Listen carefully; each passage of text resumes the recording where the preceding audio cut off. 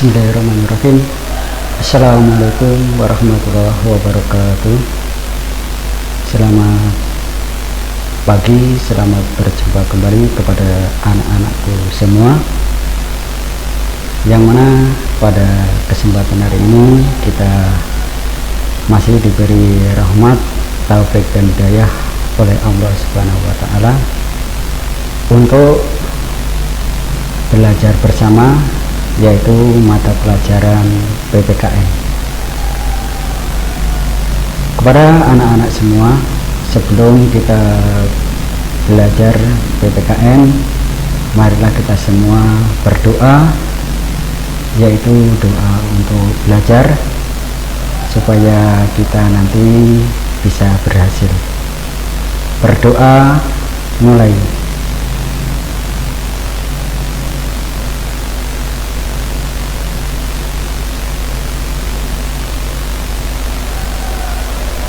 Selesai.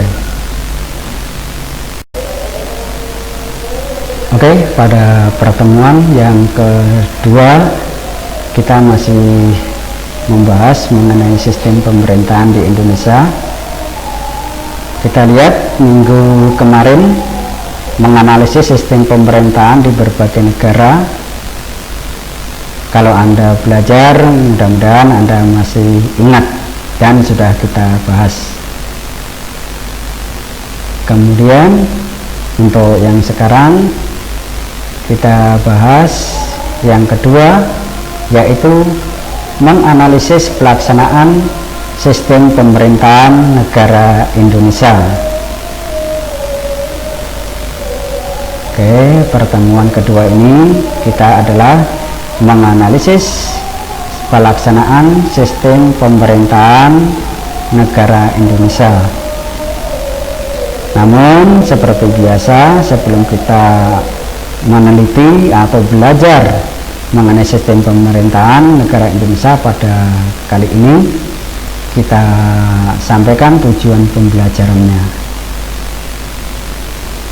Tujuan pembelajaran pada pertemuan kedua yang pertama adalah menguraikan sistem pemerintahan yang digunakan oleh negara Indonesia menurut Undang-Undang Dasar 1945.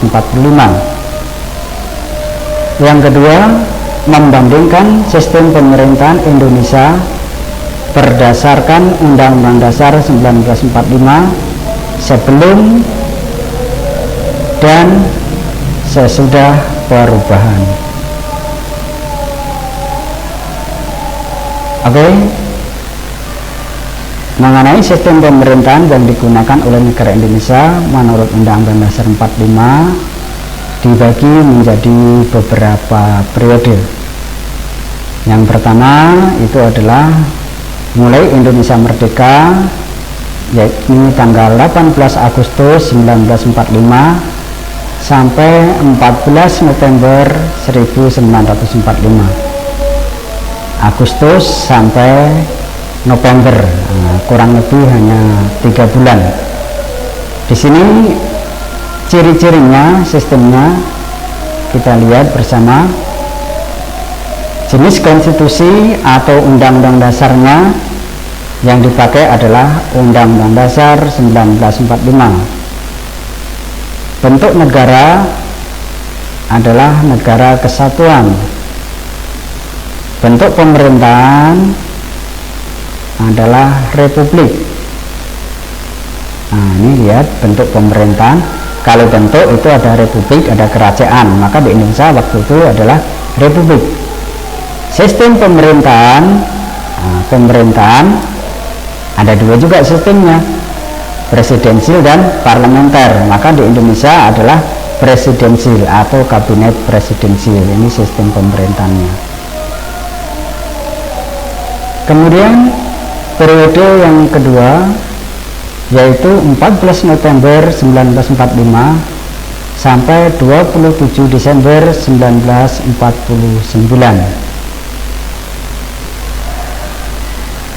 Konstitusi yang digunakan tetap Undang-Undang Dasar 45, bentuk negara kesatuan, bentuk pemerintahan republik, dan sistem pemerintahnya kabinet parlementer. Nah, ini berarti ada perubahan. Nah, kalau parlementer berarti di sini nanti ada perdana menteri.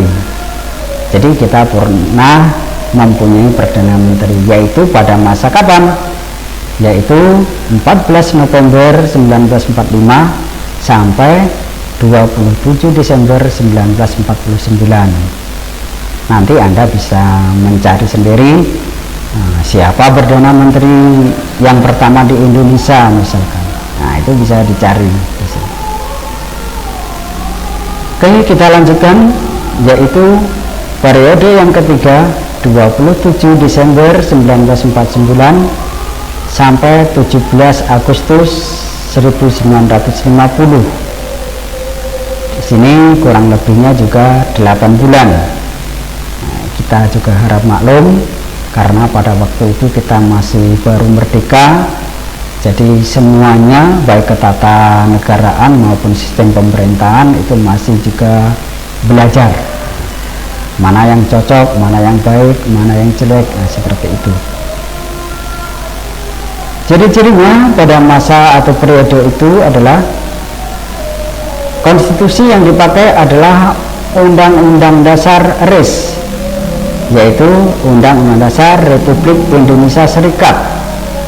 Nah, kalau serikat berarti ada negara-negara bagian, maka bentuk negaranya adalah serikat atau federal. Bentuk pemerintahannya Uni Republik. Sistem pemerintahannya adalah kabinet parlementer. Berarti di sini ingat, kalau parlementer berarti punya perdana menteri juga. Kemudian kalau republik, bentuk pemerintahannya Uni Republik, berarti ada beberapa presiden. Makanya dulu ada yang namanya negara Indonesia, Republik Indonesia jelas, kemudian ada negara Indonesia Timur, ada negara itu Andalas, di kita di Sumatera itu negara Andalas, dan lain sebagainya. Itu pada masa ini 27 Desember 1949 sampai 17 Agustus 1950.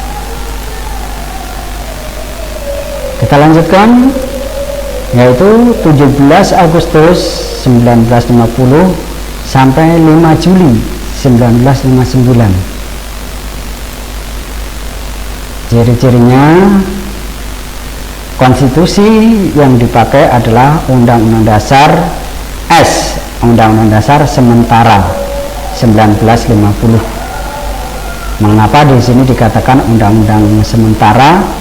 Karena ternyata kita menggunakan negara serikat itu kita tidak cocok, tidak bisa. Maka pada waktu itu Presiden Insinyur Soekarno, mereka membentuk suatu badan untuk merumuskan undang-undang yang tepat pada waktu itu.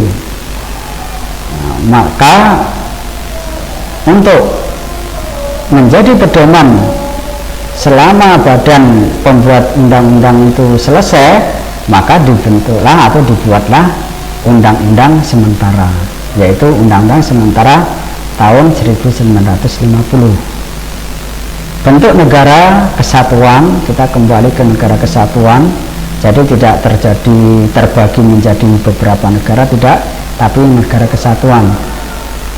Bentuk pemerintahannya republik, dan sistem pemerintahannya kabinet parlementer. Ini terjadi pada kurun waktu 17 Agustus 1950 sampai 5 Juli 1959. Periode selanjutnya yaitu 5 Juli 1959 sampai 11 Maret 1966. Konstitusi atau Undang-Undang Dasar yang dipakai adalah Undang-Undang Dasar 1945. Kemudian bentuk negara kesatuan bentuk pemerintahan republik dan sistem pemerintahnya adalah kabinet presidensil. Namun demokrasinya yaitu demokrasi terpimpin. Untuk tambahan, pada kurun waktu ini, pada masa ini, kita sering mengenal dengan istilah Orde Lama, Orla, yaitu pada masa pemerintahan Insinyur Soekarno yang mendudukinya pada kurun waktu 5 Juli 1959 sampai 11 Maret 1966.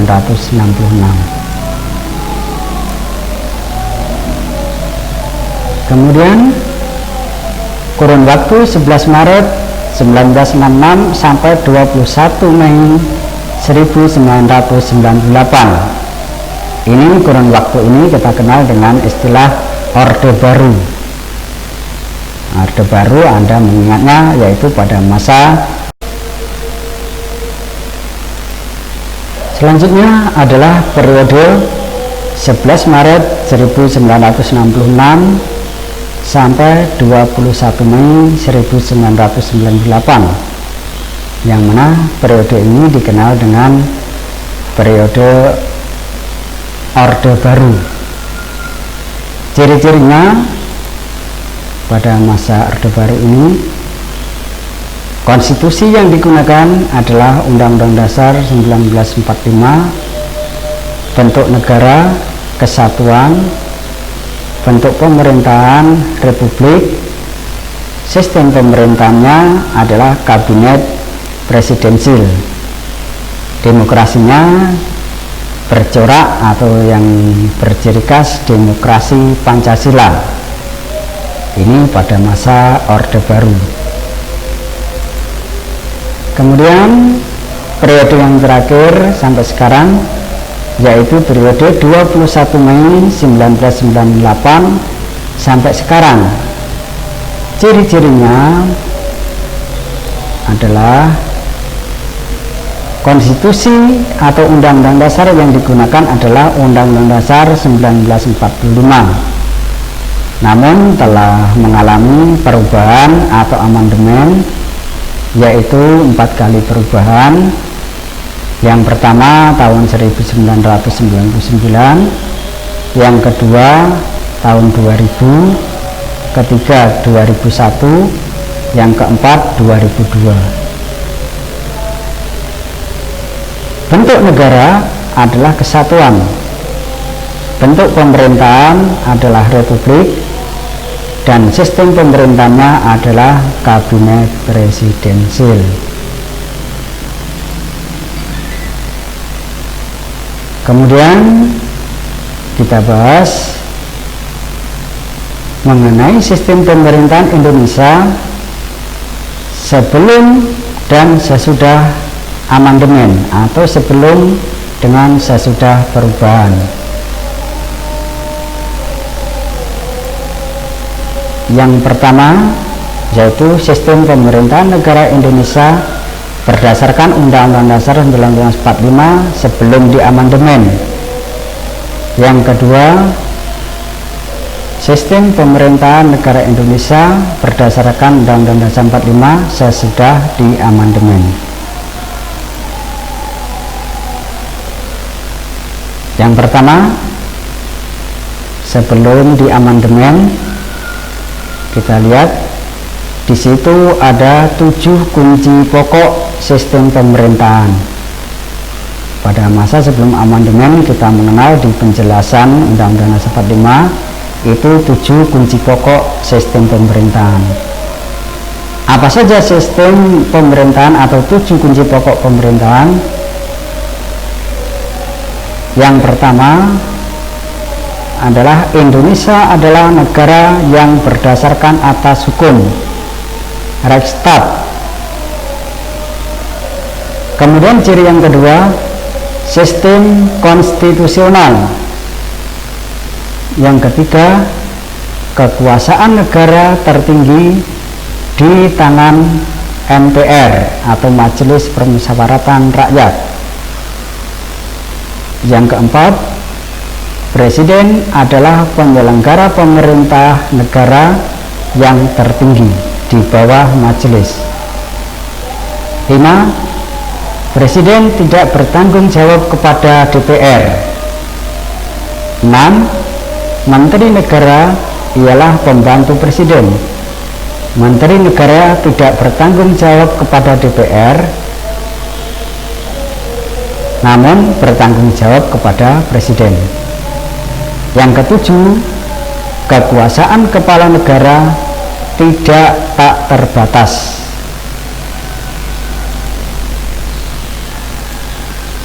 Kemudian kita soroti lebih dalam mengenai kekuasaan presiden. Yang pertama, presiden adalah pemegang kekuasaan legislatif, yaitu membentuk undang-undang, dimuat dalam pasal 5. Yang nomor 2, pemegang kekuasaan sebagai kepala pemerintahan, dimuat dalam pasal 4 Undang-Undang Dasar 45. 3. Pemegang kekuasaan sebagai kepala negara, pasal 10 sampai 15. Kemudian presiden juga sebagai panglima tertinggi dalam kemiliteran, yaitu pasal 10. 5. Pemegang kekuasaan untuk mengangkat dan melantik para anggota MPR dari utusan daerah dan golongan, pasal 2. Yang keenam, pemegang kekuasaan untuk mengangkat para menteri dan pejabat negara, yaitu pasal 17. Di sini kita lihat memang sangat besar kekuasaan daripada presiden. Karena besarnya kekuasaan presiden ini, apa akibatnya? Nah, di sini kita analisis juga akibat dari kekuasaan presiden yang sangat besar tadi. Akibatnya antara lain, yang A, terjadi pemusatan kekuasaan negara pada satu lembaga, yaitu presiden. Karena yang paling banyak kekuasaannya, paling besar, maka semua harus menunggu dari presiden. Maka ini hampir sama dengan demokrasi terpimpin, hampir sama, yang terpusat pada pimpinan. Kalau di sini pimpinannya presiden, maka terpusat pada presiden. Yang B, peran pengawasan dan perwakilan dari DPR makin lemah. Yang C, pejabat-pejabat negara yang diangkat cenderung dimanfaatkan untuk loyal mendukung kelangsungan kekuasaan presiden. Ya, di sini kita harap maklum juga, kalau pejabat itu yang mengangkat presiden, pasti pejabat tadi akan loyal kepada presiden, akan hormat kepada presiden. Itulah pada masa itu. Yang D, kebijakan yang dibuat cenderung menguntungkan orang-orang yang dekat dengan presiden,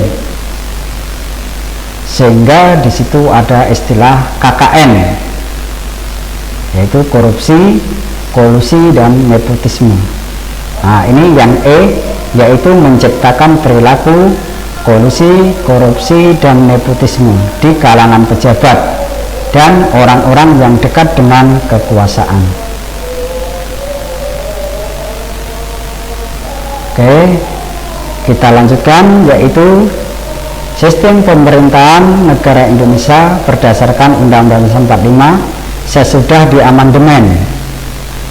Kalau tadi itu sebelum diamandemen, nah yang ini adalah sesudah diamandemen. Bagaimana pokok-pokok sistem pemerintahannya? Oke, kita lihat sistem pemerintahannya. Yang pertama, bentuk negara kesatuan dengan prinsip otonomi daerah yang luas. Wilayah negara terbagi dalam beberapa provinsi. 2. Bentuk pemerintahan adalah republik, sedangkan sistem pemerintahan presidensil. 3. Presiden adalah kepala negara dan sekaligus kepala pemerintahan. Presiden dan wakil presiden dipilih untuk masa jabatan 5 tahun. Presiden dan wakil presiden dipilih secara langsung oleh rakyat dalam satu paket, dalam satu pasangan. Di sini jelas mengenai sistem pemerintahannya, yaitu presidensil. Yang keempat, kabinet atau menteri-menteri diangkat oleh presiden dan bertanggung jawab kepada presiden.